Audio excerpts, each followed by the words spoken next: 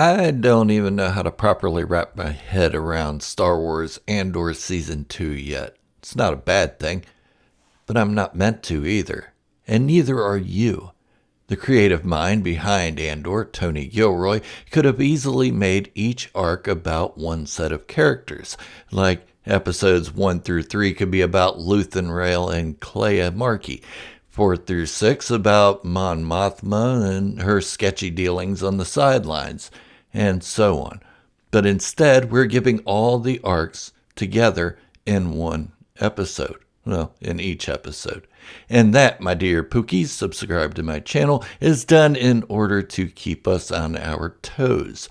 By the time we start to realize what's happening and catch on to everything, Tony Gilroy switches to the next set of characters. Not to confuse us at all, but rather to divert our attention and not let us get too comfortable. But I noticed stuff, as I usually do, and no, I'm not talking about fan service or Easter eggs. I do notice them. I just don't like pointing them out. It takes the fun away from you, like the video with a thumbs up. The fun you would have noticing the same stuff as I do, or more, and geeking out like a four-legged man in a butt-kicking contest. Which sounds better, butt or ass? I'm all about rhetoric. Help me out, guys and gals. But back to it. But. I said but. Anyways, I want to take apart the things I've noticed in Andor Season 2, Episodes 4 through 6. You know, the story, the characters, and so on and so forth. So there will be a lot of videos on this 3-episode arc. And anything I say from this point forward will be heavy with spoilers. That is your warning, so don't cry to me if you watch too far and get ruined. Also, nothing I say from this point forward is legally binding. I reserve the right to change my views with the arrival of new evidence. Got it? Good. Last thing, I want you to leave a comment as to what you think of Andor Season 2 so far.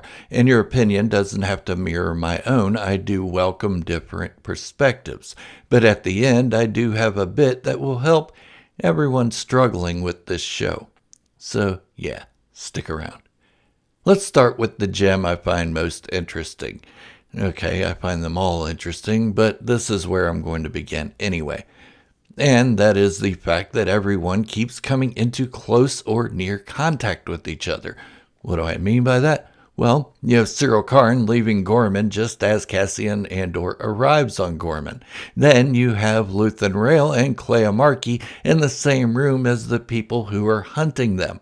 At the same time, you have Mon Mothma in that same room, not keeping her mouth shut and pretty much telling everyone she's part of the rebellion without outright saying it.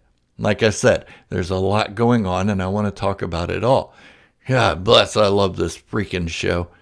And don't worry, eventually I'll get to things like Dr. Gorst, Saw Gerrera, Cinta and Vel, and so on. I will be talking about this show for the next year, the way it looks, I'm sure.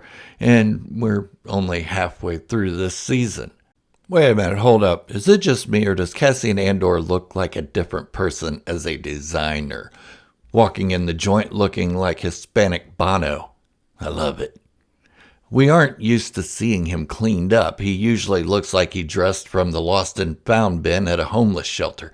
But he shows up on Gorman with a pompadour as Cyril Karn departs for Coruscant. The timeline of the two isn't real clear, but I like to put it together like they just missed each other in my own head.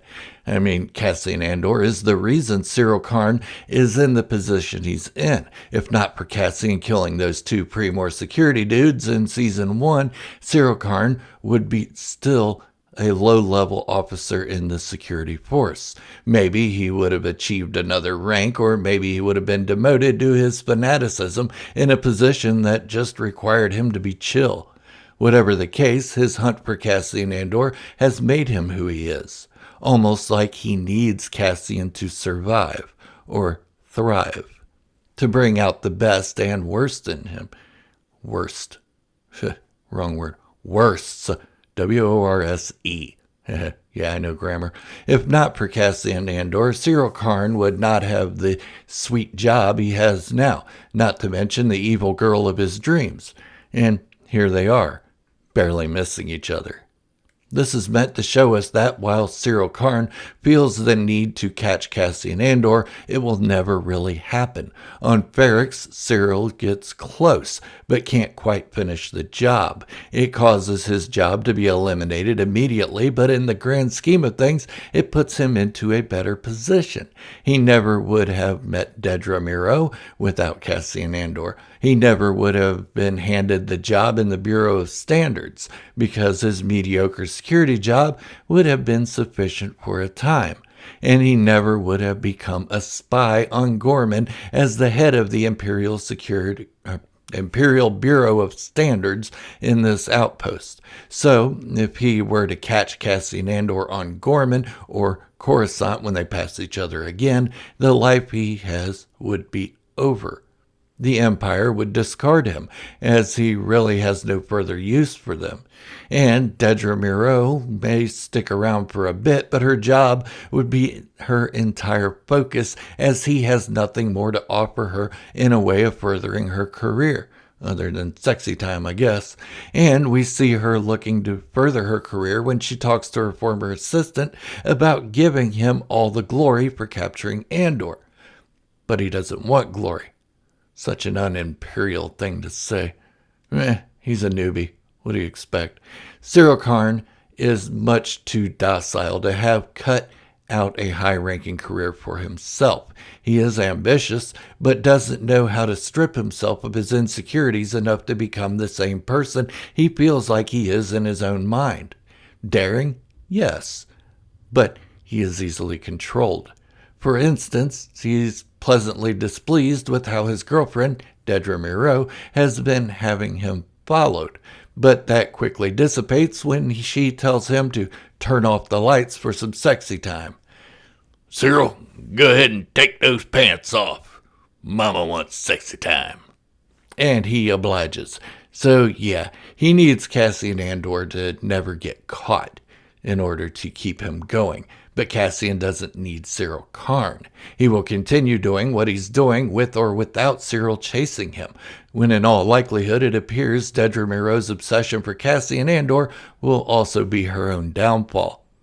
Okay, moving on to Davos Skulden Artifact Collection Party thing, whatever it is. First, I want to say that Luthen Rael's need to monitor Davos Skulden confuses me a bit. Okay, maybe confuse isn't the right word. It fascinates me. He keeps tabs on all of his contacts and potential contractors, but he explains it so nonchalantly. Curiosity.